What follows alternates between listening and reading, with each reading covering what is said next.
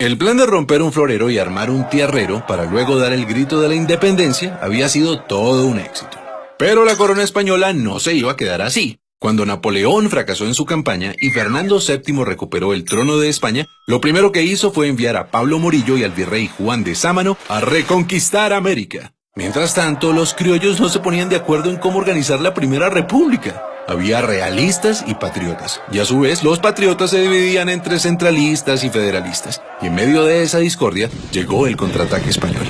Durante la Reconquista murieron grandes personajes y los patriotas que sobrevivieron se fueron a resistir al Casanare, y también al mismo Casanare llegó Simón Bolívar. Su lucha por la independencia ya llevaba años. De hecho, él estaba en Londres en una misión diplomática cuando ocurrió el Grito de Independencia de 1810. Y fue en 1819 que unió fuerzas con Santander a liberar la Nueva Granada. Y sí, el 11 de junio, en medio del invierno y después de atravesar el vasto llano, Bolívar y Santander se reunieron en Tame, a orillas de la Cordillera Oriental. La idea era simple: formar un solo ejército patriota con más de 2.500 almas y atacar al poderoso ejército realista al mando del general José María Barreiro. El plan era lo complicado. Había que llegar al centro del país sin ser vistos. Y para ello, la única opción era una odisea: escalar la Cordillera Oriental hasta el páramo de Pisba a 3.500 metros de altura. Eso sí, antes de emprender el ascenso había que tomarse un puesto de vigilancia en las Termópilas de Paya, la primera victoria. Por supuesto, ni el ejército ni los caballos estaban acostumbrados a escalar montañas y muchos murieron en los peñascos. Pero el heroico plan funcionó y el 5 de julio la vanguardia patriota alcanzó el poblado de Socha. Por suerte no había realistas por ahí. En cambio, la gente de Tunja vino a recibirlos con comida, mantas, ropas y cuanto pudieron ofrecerles. Y después de un merecido descanso comenzaron las batallas. El 11 de julio a la salida de Gámeza ocurrió el primer choque. Ambos ejércitos terminaron por replegarse, pero Barreiro notó la furia de los que antes llamaba andrajosos y empezó a defenderse de Bolívar, quien ganó la iniciativa a punta de astucia y conocimiento estratégico. Los patriotas avanzaron en Tasco, Beteitiva y Serinza. Cuando Barreiro vio que llegaban patriotas por el valle de Duitama, se sintió rodeado y el 17 de julio abandonó su cuartel en Tópaga para ir a pertrecharse en Paipa y tratar de prender alarmas en Santa Fe. La iniciativa estaba del lado de los patriotas, y en la madrugada del 25 de julio, un día después del cumpleaños de Bolívar, el ejército patriota decidió lanzar el siguiente ataque. Sin embargo, cruzar el río Sogamoso en invierno no era fácil, y eso le dio tiempo a Barreiro de ubicar sus tropas en los terrenos más altos, los cerros del Picacho y el Cangrejo, desde donde se domina todo el pantano de Vargas. Los patriotas quedaron en desventaja entre el río y el ejército realista que los esperaba. Era una guerra a muerte. El combate del pantano empezó a las 10 de la mañana y fue el más sangriento. La infantería patriota con Santander al mando trató de tomarse el cerro del Picacho 4 veces, pero siempre debía retroceder hasta la quebrada de Varguitas.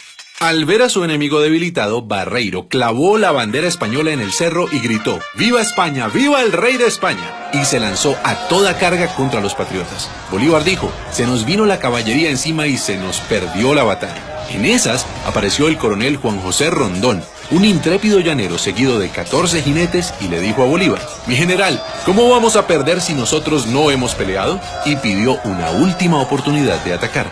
Bolívar contestó: coronel Rondón, salve a usted la patria. Al oír eso, Rondón y sus hombres se transformaron en centauros y se lanzaron contra el escuadrón realista. Y esos 14 jinetes cambiaron el rumbo de la batalla decisiva en la campaña libertadora. Barreiro comprendió que estaba en desventaja y comenzó a retroceder por Sogamoso hacia Santa Fe. Pero Bolívar sabía que los realistas querían unir fuerzas con el virrey Sámano, así que en medio de la noche, sin prender ni una lumbre, partió hacia Tunja con la intención de cortarles el paso. Y llegó la mañana del 7 de agosto de 1819. Desde el Alto de San Lázaro, en Tunja, Bolívar y el jefe del Estado Mayor habían observado los movimientos del ejército realista. Bolívar se adelantó hasta el puente de Boyacá. Gracias a eso logró ubicarse mejor y esta vez dividió en dos a los realistas, que habían dejado una brecha entre el grueso del ejército y la vanguardia. A las 2 de la tarde, el desprevenido jefe de la vanguardia realista pensó que era un buen momento para almorzar, cuando por su espalda vio llegar a los primeros jinetes patriotas. Al principio creyó que era solo un puñado y quiso perseguirlos, pero pronto quedó asombrado. Entre la niebla vio aparecer la tropa patriota en formación de combate.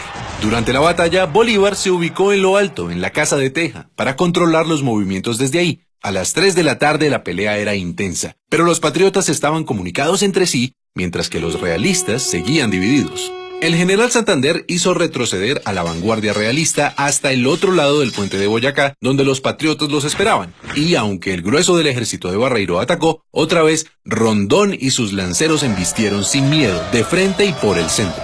La victoria fue rápida y contundente. Barreiro fue arrestado y el ejército realista se dio por vencido. Así, a las 4 de la tarde del 7 de agosto de 1819 terminó la batalla, y con ella una travesía que abrió las puertas a la independencia de todo un continente. Celebremos la batalla de Boyacá recordando a todos aquellos hombres y mujeres que lucharon por nuestra libertad.